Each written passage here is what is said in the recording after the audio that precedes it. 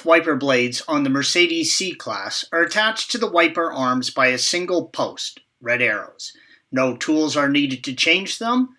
The procedures for both blades are the same. Begin by lifting the arm up while the wipers are in the off position. If you have any worries at all about doing this job, you should place a large, thick towel on the windshield.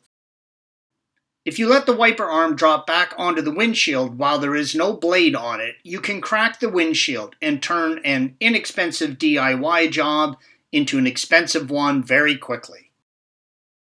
Rotate the wiper blade 90 degrees from the arm.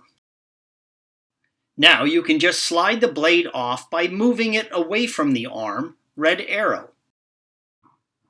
There is a bracket at the end of the wiper arm, red arrow, that will hold the blade in place when installed.